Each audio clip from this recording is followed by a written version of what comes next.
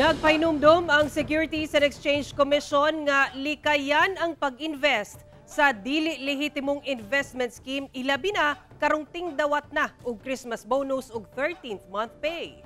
Ano yung report ni Argil Relator? Matag karon og unya matud pa makadawat og messages ang maghigala nga sila Alex Zane ug Medellin nga gituohan nila nga scam. Sanglit dunay mga mensaheng wala sila masayod. Kanang winner ka sa 100,000 pesos ana. Claim here at anana. Tapos usa yung ginabuhat. Gina-skip lang. Sayod man hinuon sila nga scam. Sanglit wala man kuno sila ginaapilan nga bisan unsang pa-contest. Tingala mo gud mi kay ngano kabalo sila sa among mga number. Mo lang among kon gina-ignore naman amo. Sumala sa Securities and Exchange Commission, ubay-ubay na ang modus sa pagpang-scam karon nga sagad ginaagi online ang pagdani sa ilang mabiktima. Mas mahimong igmat, labi na nga ginapaagi na ang mga money scam sa online transaction.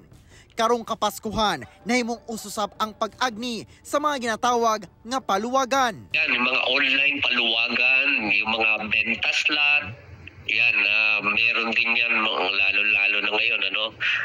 Tapos meron din ba yung tinatawag na tasking and recharging, mga online jobs kuno na kayo ay pagagawin ng mga tasks. Tapos pag na-accomplish nyo na yun, ay meron kayong kikitain pero hindi nyo mawi-withdraw yung kinita nyo. Dako matud pa ang risgo sa online investments. Sanglit dili nimo magukod ang scammers ugaling magkabulilyaso na. Hindi mo kilala kung sino hahabulin mo.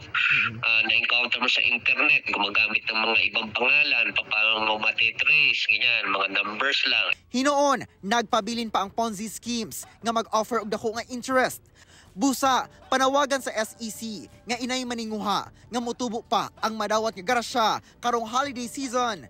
Angayan matud pa nga igasto kini sa saktong panginahanglan sa pamilya o dili ba kaha tigumon aron dunay makuot panahon sa emerhensiya.